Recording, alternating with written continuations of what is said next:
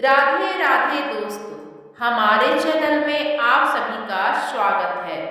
आज हम जानेंगे सर्प बनकर माता सीता से मिलने लंका कौन आया था। चलिए जानेंगे रामायण का अनसुना रहस्य। लंका की अशोक वाटिका में जब माता सीता ने अन्न जल का त्याग कर दिया था और प्राण संकट में थे, तब एक रहस्यमय सर्प उनकी रक्षा के लिए प्रकट हुआ। वह साधारण सर्प नहीं था। उसका आगमन न केवल सीता माता के जीवन से जुड़ा था, बल्कि नाग पंचमी के पर्व की नींव भी उसी कथा में छिपी है। क्या आप जानते हैं कौन था वह दिव्य सर्प? कथा का आरंभ उस कालखंड से होता है जब त्रिलोक पर अंधकार छाया था, जब धर्म संकट में था और अधर्म अपने चरम पर। लंकापति रावण अपने अहंकार और शक्ति के मद में चूर छल से जगत जननी माता जानकी का हरण कर उन्हें अपने स्वर्णमय लंका की अशोक वाटिका में बंदी बना चुका था। माता सीता जो पतिव्रता धर्म की साक्षात प्रतिमूर्ति थी, उन्होंने रावण के राज्य का एक कण भी स्वीकार करने से मना कर दिया। उन्होंने अन्न और जल का पूर्णतः त्याग कर दिया। उनका शरीर दुर्बल होने लगा, पर उनका तप और तेज बढ़ता ही जा रहा था। वे अपने प्रभु, अपने राघव के ध्यान में लीन थी और उनकी आंखों से बहती अविरल अश्रुधारा में वियोग की अग्नि धधक रही थी। पृथ्वी कांप रही थी, देवता चिंतित थे और स्वयं सृष्टि के रचयिता ब्रह्मा जी का आसन भी डोलने लगा था। ब्रह्मलोक में गंभीर सभा का आयोजन हुआ। सभी देवता मौन और चिंतित थे। ब्रह्मा जी ने अपनी योग दृष्टि से देखा कि माता सीता अपने प्राण त्यागने का निश्चय कर चुकी हैं। यदि ऐसा हुआ तो श्री राम के अवतार का उद्देश्य अधूरा रह जाएगा। धर्म की पुनः स्थापना का कार्य बाधित हो जाएगा। ब्रह्मा जी ने देवराज इंद्र को अपने समक्ष बुलाया। इंद्र चिंतित मुख लिए उपस्थित हुए। ब्रह्मा जी ने कहा, देवराज, एक अत्यंत महत्वपूर्ण और गुप्त कार्य आ पड़ा है। माता सीता ने अन्न जल का त्याग कर दिया है। उनके संकल्प को तो नहीं तोड़ा जा सकता, परंतु उनके शरीर को शक्ति प्रदान करना अनिवार्य है, अन्यथा अनर्थ हो जाएगा। इंद्र ने हाथ जोड़कर कहा, पितामह आज्ञा करें। इस दास के प्राण भी यदि धर्म की रक्षा में जाए तो यह मेरा सौभाग्य होगा। तब ब्रह्मा जी ने अपने कमंडल से एक स्वर्ण पात्र निकाला, जिसमें से दिव्य सुगंध और अलौकिक प्रकाश निकल रहा था। उस पात्र में देवताओं के लिए बना अमृत तुल्य पायस यानी दिव्य खीर थी। ब्रह्मा जी ने वह पात्र इंद्र को देते हुए कहा, इंद्र, तुम्हें यह दिव्य खीर लेकर अशोक वाटिका जाना है और माता सीता को अर्पित करनी है। इस खीर के सेवन से उन्हें 10,000 वर्षों तक भूख और प्यास का अनुभव नहीं होगा और उनकी ऊर्जा बनी रहेगी। इंद्र ने पात्र को श्रद्धा से ग्रहण किया, पर उनके मन में एक शंका थी। हे प्रभु, लंका में प्रवेश करना असंभव है। वहां पग पग पर मायावी राक्षसों का पहरा है। रावण की दृष्टि से कुछ भी छिपा नहीं है। मैं अपने देव स्वरूप में वहां कैसे जा सकता हूँ? इस पर ब्रह्मा जी मुस्कुराते हुए कहे, इंद्र, तुम्हें अपना स्वरूप बदलना होगा। तुम्हें एक ऐसे रूप में जाना होगा जिस पर कोई संदेह न करे, जो किसी का ध्यान आकर्षित न करे। तुम्हें एक सर्प का रूप धारण करना होगा। सर्प का नाम सुनते ही इंद्रदेव एक क्षण को चौंके, परंतु फिर उन्होंने पितामह की आज्ञा को निरुद्धारित किया। उन्होंने अपने देवताओं का अहंकार त्यागा, अपने ऐरावत को विदा किया, अपने वज्र को एक ओर रखा और अपनी समस्त शक्तियों को एकाग्र कर एक सूक्ष्म, तेजस्वी, स्वर्ण और रजत की मिली जुली आभा वाले सर्प का रूप धारण कर लिया। उनकी आंखों में देवराज का तेज था, पर शरीर एक साधारण सर्प का था जो भूमि पर रेंगने के लिए बना था। यह धर्म की रक्षा के लिए देवता का सबसे बड़ा त्याग और सेवा का संकल्प था। अब इंद्र रूपी सर्प ने लंका की ओर अपनी यात्रा आरंभ की। यह यात्रा सरल नहीं था। विशाल समुद्र को लांघना था। मार्ग में अनेक समुद्री दैत्यों और मायावी शक्तियों ने उनका मार्ग रोकने का प्रयास किया, परंतु इंद्र अपनी दिव्य बुद्धि और संकल्प के बल पर सभी बाधाओं को पार करते हुए लंका के तट पर पहुंच गए। लंका की सुरक्षा अमित थी। बड़े बड़े विकराल राक्षस द्वार पर पहरा दे रहे थे। उनकी दृष्टि से पंछी भी बचकर नहीं निकल सकता था, परंतु सर्प का छोटा और भूमि से सटा हुआ रूप इंद्र के लिए वरदान सिद्ध हुआ। वे चुपचाप बिना किसी की दृष्टि में आए घास और झाड़ियों में छिपते हुए लंका के भीतर प्रवेश कर गए। उनका लक्ष्य था अशोक वाटिका, वह स्थान जहां माता सीता को रखा गया था। अशोक वाटिका अत्यंत सुंदर थी। उसमें संसार के दुर्लभतम पुष्प और वृक्ष थे, परंतु माता सीता के शोक के कारण वह वाटिका भी श्रीहीन और उदास प्रतीत हो रही थी। चारों ओर त्रिजटा जैसी कुछ सहृदय राक्षसियों को छोड़कर बाकी सभी कर्कश और भयानक राक्षसियां पहरा दे रही थीं, जो निरंतर माता सीता को भयभीत करने का प्रयास करती थी। इंद्र ने अपनी माया से उन सभी पहरेदार राक्षसियों को मोहित कर गहरी निद्रा में सुला दिया। अब वाटिका में पूर्ण शांति थी। केवल माता सीता अपने आराध्य के ध्यान में मग्न थी। इंद्र रूपी सर्प धीरे धीरे रेंगते हुए उस अशोक वृक्ष के नीचे पहुंचा, जहां माता सीता विराजमान थी। उन्होंने माता सीता के चरणों के समीप जाकर अत्यंत विनम्रता से अपना फन छुपाया। माता सीता ने जब अपने समीप एक सर्प को देखा तो वे क्षण भर के लिए भी भयभीत नहीं हुई, क्योंकि जिनका रक्षक स्वयं त्रिलोक का स्वामी हो, उसे किसका भय। परंतु उन्होंने उस सर्प की आंखों में एक अद्भुत तेज, एक दिव्यता का अनुभव किया।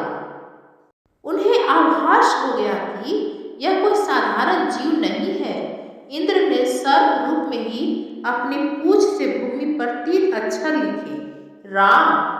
जैसे ही माता सीता ने अपने प्रभु का नाम भूमि पर अंकित देखा, उनकी आंखों से अश्रु की धारा और तीव्र हो गई। उन्हें विश्वास हो गया कि यह कोई दैवीय संदेश है। तब इंद्र ने अपने वास्तविक स्वरूप का एक सूक्ष्म दर्शन कराया और मानसिक रूप से अपना परिचय दिया। हे माता, मैं देवराज इंद्र हूँ। पितामह ब्रह्मा जी ने आपके लिए यह दिव्य खीर भेजी है। आपने अन्न जल का त्याग किया है। आपका संकल्प पूजनीय है, परंतु धर्म की रक्षा रावण के विनाश के लिए आपका इस धरा पर रहना आवश्यक है। कृपया करके इस खीर को ग्रहण करें और अपने शरीर को शक्ति प्रदान करें। पहले तो माता सीता ने इसे स्वीकार करने से मना कर दिया। उन्होंने कहा, देवराज, जब तक मेरे स्वामी मुझे यहाँ से मुक्त नहीं कराते, मैं कुछ भी ग्रहण नहीं करूंगी। मेरे लिए अब यह शरीर महत्वहीन है। तब इंद्र ने बहुत अनुनय विनय किया। उन्होंने श्री राम के कष्टों का वास्ता दिया और समझाया कि यदि उन्हें कुछ हो गया तो प्रभु राम पर क्या बीतेगी। इंद्र के बार बार आग्रह करने पर और इसे ब्रह्मा जी की आज्ञा मानकर माता सीता ने उस दिव्य खीर को ग्रहण कर लिया। खीर ग्रहण करते ही उनके शरीर में एक अलौकिक ऊर्जा का संचार हो गया। उनकी भूख प्यास शांत हो गई और उनका मुखमंडल पहले से भी अधिक तेज से लगा। उन्होंने देवराज इंद्र को धन्यवाद दिया और समस्त सर्प जाति को एक महान वरदान दिया। माता सीता ने कहा, हे देवराज, आज आपने एक सर्प का रूप धारण कर मेरे धर्म और प्राणों की रक्षा की है। आपका यह उपकार मैं कभी नहीं भूलूंगी। आज के दिन जो श्रावण मास के शुक्ल पक्ष की पंचमी तिथि है, यह तिथि नागों के सम्मान के लिए समर्पित होगी। आज से यह तिथि नाग पंचमी के नाम से जानी जाएगी। इस दिन जो भी मनुष्य श्रद्धा और भक्ति से नागों की पूजा करेगा, उन्हें दूध अर्पित करेगा, उसके कुल की सर्प के भय से सदैव रक्षा होगी। उनके परिवार में कभी अकाल मृत्यु, रोग और दरिद्रता का वास नहीं होगा। सर्व जाति आज से मेरे लिए पूजनीय हो गई है। यह वरदान सुनकर देवराज इंद्र कृतार्थ हो गए। यह समाचार जब देवदूतों और महर्षि नारद के माध्यम से नागलोक पहुंचा तो वहां उत्सव का माहौल बन गया। नागराज वासुकी, तक्षक, करकोटक, पद, महापद, शंखपाल, कलिक और अनंत नाग सभी ने इसे अपनी पूरी जाति का सम्मान माना। नागराज वासुकी ने एक भव्य सभा का आयोजन किया और घोषणा की, आज से श्रावण शुक्ल पंचमी का दिन नागलोक का सबसे बड़ा पर्व होगा। इस दिन हम सभी नाग पृथ्वी पर किसी भी प्राणी को कोई हानि नहीं पहुंचाएंगे। यह हमारा संकल्प है। हम माता सीता के वरदान का सम्मान करेंगे और जो भी मनुष्य इस दिन हमारा पूजन करेगा हम उसके रक्षक बनेंगे। इस प्रकार देव और नागों के बीच एक पवित्र संबंध स्थापित हो गया, जिसका आधार बनी माता सीता की करुणा और इंद्र की सेवा। अब इस कथा का प्रवाह मनुष्यों के जीवन से जुड़ता है। सदियां बीत गई, त्रेता युग समाप्त हुआ, द्वापर आया और फिर कलयुग का आरंभ हुआ। नाग पंचमी का पर्व लोक परंपरा का हिस्सा बन गया। लोग इस दिन नागों की पूजा करते, अपने घरों की दीवारों पर नागों के चित्र बनाने और उन्हें दूध लावा चढ़ाने लगे। परंतु समय के साथ कुछ लोगों के मन में श्रद्धा कम होने लगी। वे इसे केवल एक औपचारिकता मानने लगे। ऐसी ही एक कथा मध्य भारत के गांव की है, जहां एक धनी किसान रहता था। उसके 2 पुत्र और 2 बहुएं थी। बड़ी बहू आधुनिक विचारों की थी और इन परंपराओं में विश्वास नहीं करती थी, जबकि छोटी बहू अत्यंत धार्मिक और श्रद्धालु थी। नाग पंचमी का दिन आया। छोटी बहू ने सुबह सुबह स्नान कर नाग देवता की बाम्बी नाग बाबा का निवास पर जाकर पूजा की, दूध चढ़ाया और अपने परिवार की रक्षा के लिए प्रार्थना की। वही बड़ी बहू ने इसे अंधविश्वास कहकर उसका उपहास उड़ाया और उस दिन खेत में हल चलाने चली गई। हल चलाते समय हल का नुकीला सिरा एक सांप के घर में जा घुसा और वहां सो रहे नाग के बच्चों की मृत्यु हो गई। क्रोधित नागिन ने जब यह देखा तो उसने बदला लेने की प्रतिज्ञा की। उसी रात नागिन उस किसान के घर आई और एक एक करके किसान, उसकी पत्नी और दोनों पुत्रों को डस लिया। जब वह बड़ी बहू को डसने के लिए आगे बढ़ी तो वह भय से कांपने लगी। तभी नागिन की दृष्टि छोटी बहू पर पड़ी, जो अभी भी पूजा के स्थान पर बैठी नाग देवता का ध्यान कर रही थी। नागिन ने उसे देखा और रुक गई, क्योंकि छोटी बहू ने सुबह ही पूरी श्रद्धा से नागों की पूजा की थी। छोटी बहू ने जब अपने परिवार को मिट पाया तो वह बिलख बिलख कर रोने लगी और नागिन के समक्ष हाथ जोड़कर खड़ी हो गई। उसने कहा, हे नाग माता, मुझसे और मेरे परिवार से जो भी अपराध हुआ है उसके लिए मैं क्षमा मांगती हूँ। कृपा करके मेरे परिवार को जीवन दान दे।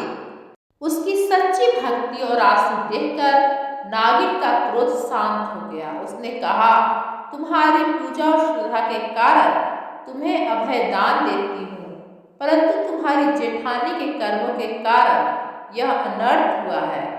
तब छोटी बहू ने नाग देवता को दिया गया माता सीता का वरदान याद दिलाया और प्रार्थना की। नागिन का हृदय पिघल गया। उसने अपने विष को वापस खींच लिया और किसान का पूरा परिवार पुनः जीवित हो गया।